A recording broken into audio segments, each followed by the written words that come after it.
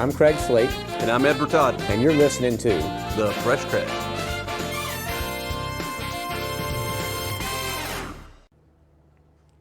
Hello, kids. You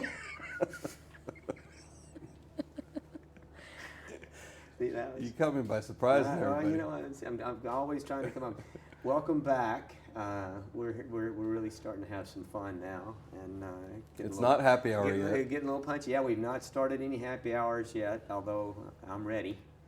Me too. Are you ready for happy hour? Yeah, absolutely. See, oh my gosh, we should always have drinks. Mm-hmm. I think most of our guests would appreciate that. Yeah.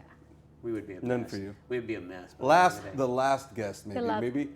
Maybe, who knows? Kathy, Kathy's showing up later. Wow. Maybe she's coming in. She's bringing a Tell tray. you some secrets? Yeah. So, hey, welcome. We've got another outstanding guest. You have been the surprise guest, right? So you are the special. So All right. No pressure. No, it's okay. For sure, no pressure. There is nothing pressure about this show. It is Tamara M. Because I will let you work on or do the pronunciation just so I don't. Do you want me to say my last name? Please. Okay, that's half of the interview though. No, that's fine. That's Muruetagoiena. Muruetagoiena. So There you go. you don't. Now I get that you don't roll the R on it, right? You don't roll. You don't have to. Yeah. No. You don't have to. Okay. But could you? You could. Yeah. Yeah. So I won't get offended. So, anyway, welcome. That is it's quite a lengthy last name. Yeah. So, where are you from? I am from that mysterious place called the Basque Country between France and Spain. That's where I grew up. I was born. Been in the U.S. most of my life though. So there's a lot of Basque people out in the Central Valley. Yeah, anyway. Central Valley, Nevada, Idaho, Wyoming. Southwest Yeah. Arizona. That's right. They came to this country in the 1800s as sheep herders. Yeah, moved into other livestock. Yeah. So, curious. So I was in Bakersfield. This goes back years ago, and went to a Basque restaurant there. Wool growers. Probably. Yep. Yeah. That's the name. Yep. But we had pickled cow tongue. Yeah. Do you eat that? No. So Basques have been here, since for a long time, right? And over the generations, they brought some of their original food from the Basque Country, and some of it was adapted to the U.S. So it's a little different. Yeah, it's very special. You ever had that? Not pickled. I've had plenty of tongue, but not pickled. That was like a Sunday afternoon at my house. I couldn't do it. Okay. Yeah. It was tough. There are limits to things, So it's a lot of good food there. The pickled tongue, that was not it. So it was different for sure. I'm actually not a fan of the tongue at all. Well, it's an acquired taste. It is. But anyway, so you come from Spain. How now? Where do you reside now? Very good question. So I'm moving I was living in Connecticut for the last few years, and I'm moving back to California. That's where I've lived a long time in my life. But yeah, moving here to the Bay Area. Oh, wow. Yeah, again. So Bay Area, like San Francisco Bay or down? Los Gatos. Okay, yeah. Yeah, South Bay. Nice. I Very lived nice. there for a few months. Did you? Years ago, yeah.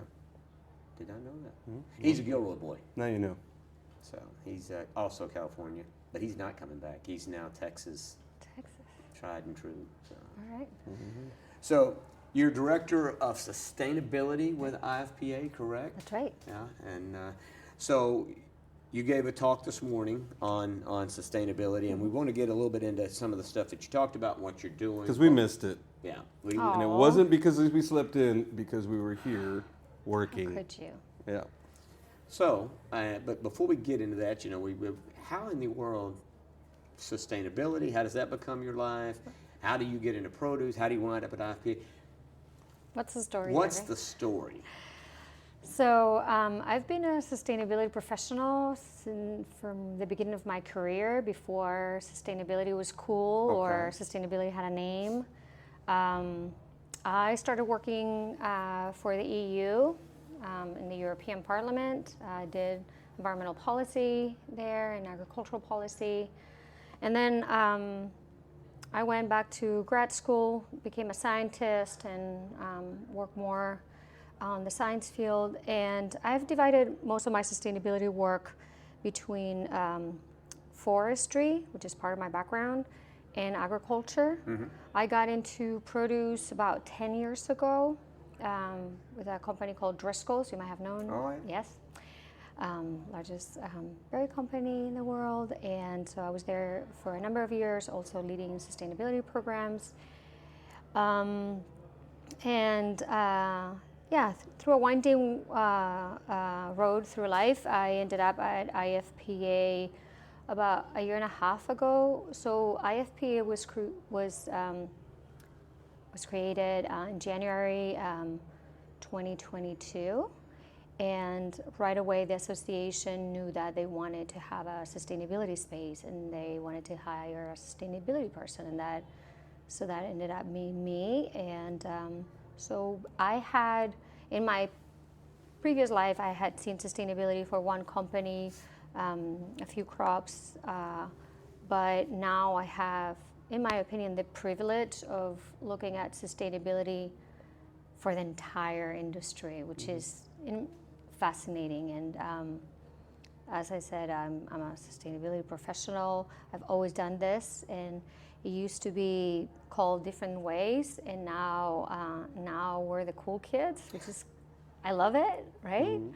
How did it happen? I don't know, but Cool might be a little stretch, but oh, come on, it's totally cool. Everybody's talking about it, at least, yeah. So I'm curious. Yeah, everybody is talking about it. Yes. What's your definition of sustainability? So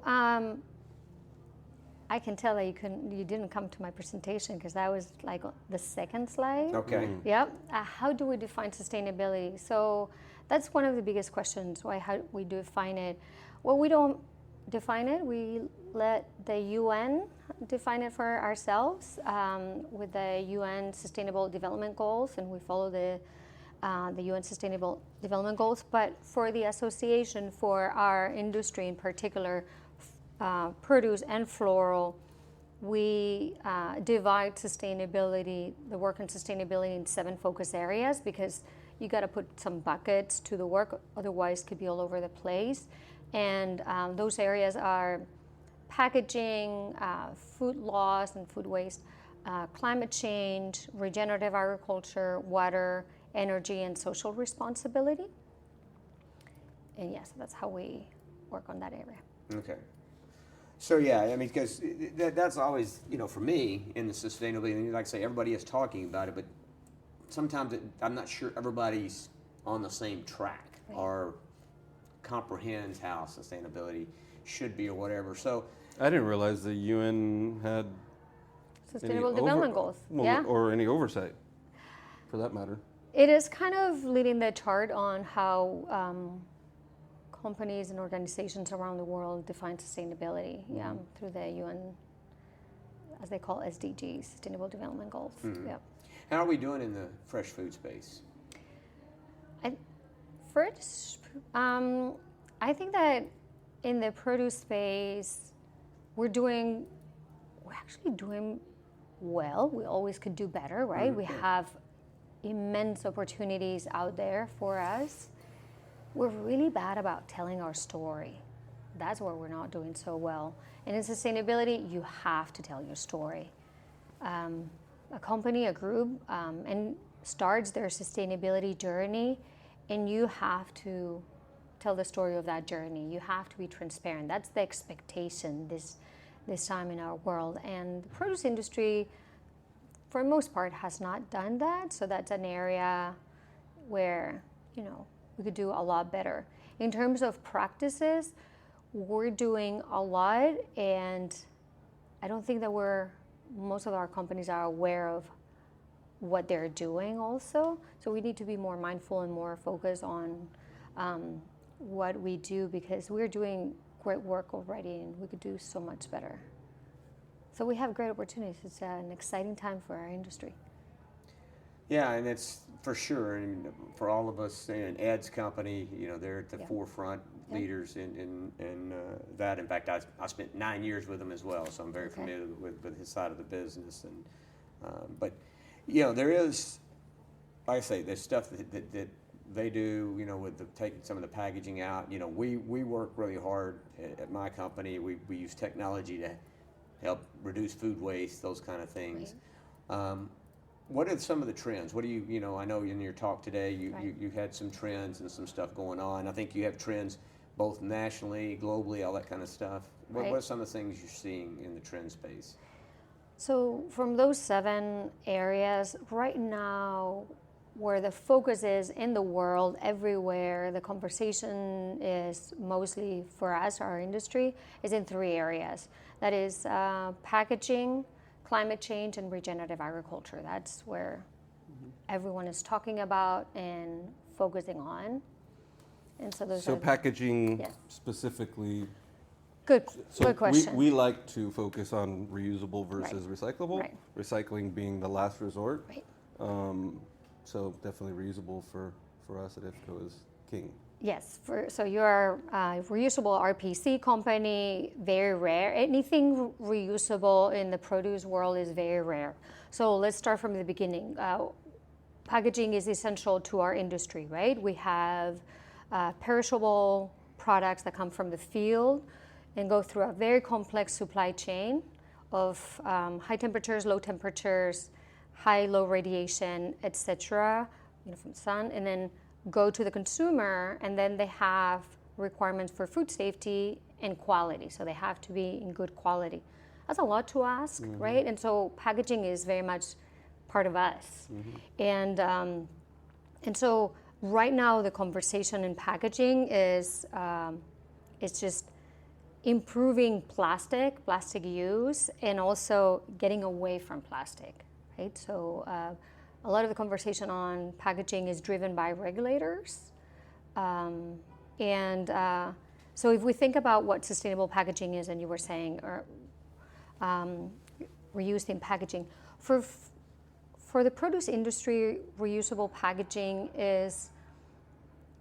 it's kind of the next frontier, is somewhere where we would love to go towards, but it's very difficult today because of food safety mostly, and also because of the complex supply chain. And so great opportunity there for sure. But a lot of the innovation is focusing on either increasing the recyclability of products, so making it more recyclable, increasing the recycled content of packaging. And then another big area is the whole world of compostable materials. That is taking a lot of attention and focus in the US. A lot of innovation is going there. It's not in its infancy, but it's a young technology, not applicable for every product, but good hope there, exciting, I'd say, but with caveats too. Right now, it could pollute if it's not properly discarded, it could pollute the recycling stream, etc. So we could talk about packaging for a long time. Well, and so we're not going to be able to do this here. No, but I'm just saying. So I've got this mission. So I'm a little frustrated by some of the efforts that we do, that I feel like that we're really not doing anything. Okay, I use recycle bin at the house. Right. I have my doubts as how much of that's actually making it back in the system, right? I mean, I see the maybe it's just, I don't know. But that being said, it's put me on a path. I do. Are you familiar with Nespresso coffees? Of course. Okay. Yes. So Nespresso, when you use the pod up, you get this little bag, right? You blow the pods in, UPS. Yep. I know those now. I'm hoping they don't just throw those away. So I feel good about doing it, but. For me, that's like actionable, and for sure it's going back. Then they suppose they take the grounds and they, use those as a compost. What's that? Compost. Compost. Thank you. Yeah, they compost those and they take the little containers and they reuse them. So this all leads me to a mission that I have been on and we've tried to do. So the trays in produce, there's a lot of plastic trays, and I have tried to partner to do something similar to what Nespresso's doing, is try to partner with people on the recycling end to grind it up or whatever, right? I get zero. Nobody wants to mess with it. Yeah. Very frustrating. Very frustrating. So, so plastic is always at the mercy of the oil market, right? So if the price of oil is high, companies will be more interested in recycling or buying used plastic. If the price of oil is low, forget about it. No one's gonna buy that product.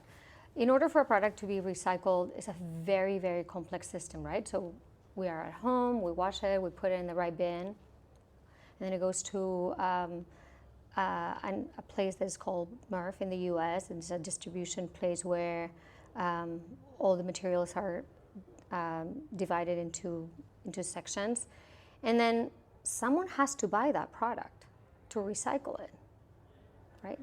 So someone has to want it. So a recycling company has to buy it. That recycling company has to have the technology to be able to recycle it. It has to be able to get rid of a label if there's a label or whatever they need to do. And that there's a lot of energy put into recycling. So it's not, in my opinion, the most effective system in the world. And as you said, I don't even know how much is recycled. Right now we know that about 8% of plastic is being recycled in the U.S. and globally is pretty much, it could be a similar number, average. So let's say it's not a good system. Does some of the plastics we produce wind up in foreign markets? Yes, most of them. And so we don't have control, obviously, no, of that from we don't know. From a regulatory Exactly. perspective. We don't know if they're discarding them in the sea or what. It's not. So China stopped buying our discarded plastic in 2018. And then so we used other markets, so Vietnam, Indonesia, etc., whoever is willing to buy them. But some of it is happening here domestically. There are recycling companies, but there are not that many. And as I said, you have to have the right technology to transform that discarded plastic into a new material. Not that easy. Well, I guess that helps me understand a little bit of why there's such lack of interest. That doesn't give you any more motivation. It does. You know, literally, I actually put somebody on a project to try and, I had him call in different recycling companies and stuff like that. And I gotta say, the Nespresso idea concept is great. Right. It's tangible. It's tangible. Yeah, yes. for sure. Yeah. And you feel good about it. A lot of people feel very good also about, the cities that have industrial composting. They love it too. People feel very strongly about that because it's going somewhere and is doing some good. So there's a positive connection with that. With recycling, right now we don't have a positive relationship. That's where we are. So in the trends, so we didn't really get into some of the trends. So some of the things that you're seeing though trend-wise that you talked about today, what? Climate change. You might have heard about it. Yeah, right? I've heard a little bit about the climate change. Yeah. That's a thing? Yeah. It's starting to become a thing. But on that front, I know there's a lot of noise here, and we talk a lot about it here, but it's a global issue. Yes. Is some of the other countries, some of the places that are really potentially the bigger creator, are they starting to also have it be part of their discussion on a regular basis? I say there's a lot of energy here. They made a movie about climate change here. Yeah. But the real question is how are the other countries around the globe? Are you seeing that kind of energy? I know Europe's big, right? They've been on it for a long time. So. Right. So there, every country right now in the world has goals through the UN Conference of Paris. They all have committed to limit their greenhouse gas emissions. And so different countries will have different goals, but they all have goals. So they're all working towards the same, objectives. But they are doing it a little differently. For us in the produce industry, I think we have great opportunities. A lot of the focus has been on energy use, renewable energy, transportation for sure.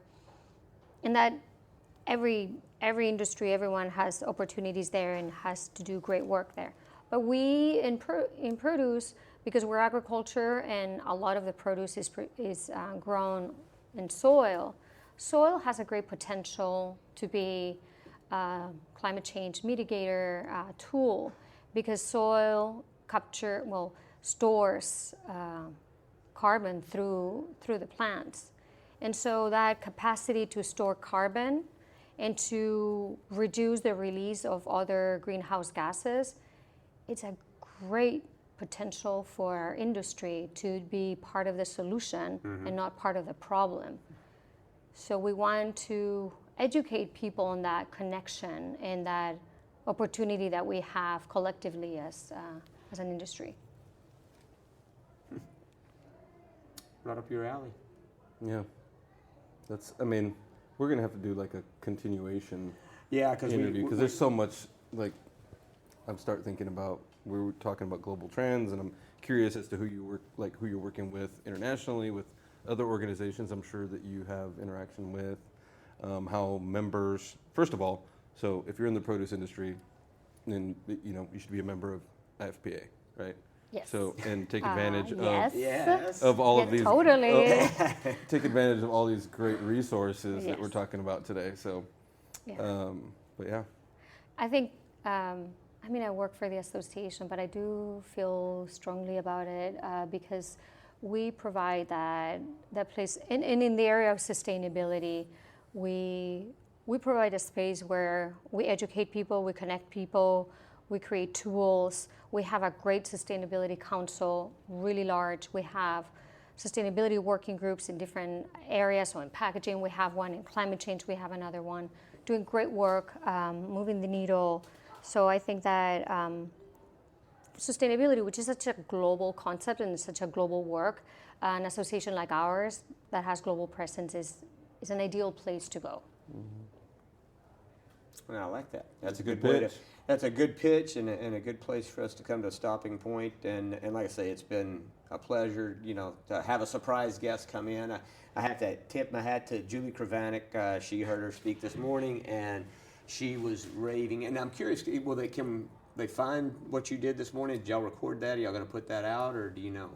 That's a good question. I know that it was recorded. I hope that our communications team puts it somewhere. I don't know exactly. I don't know their plans with it, but yeah, thank you. Yeah, no, I'll check on that and see, because like I say, she raved about the presentation and you, and she was right.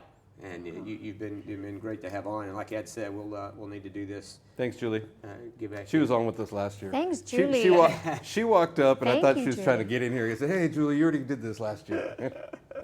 She was just bringing us more good guests, more good content, and like I say, and I know you're doing good work. Like I say, you work for the association, but I'm sure in this, what drives you is you're passionate about this. 100%. Right? This is important to you personally, and so therefore it's not just a job; it's a mission for you, right? Yes, I am mission driven. This is my ultimate passion. It's my work is my vocation. I believe very strongly in leaving the world better than I found it, and there's my journey too, in sustainability and everywhere else. So yeah. Outstanding. Well, Tamara, thank you very much. We appreciate it, Thanks for being with us. Welcome back to the Bay Area, and good luck with your move. Thank you so much. Thank you so much. Such a pleasure to meet you. And guys, we'll be back here shortly. Another 10 or 15 minute break, and then I think Mr. John Carter's coming up. We have John Carter next. Oh my goodness, you guys buckle up, because it's going to get real. So we'll see y'all in 2 and 2. Or as 4 and 4.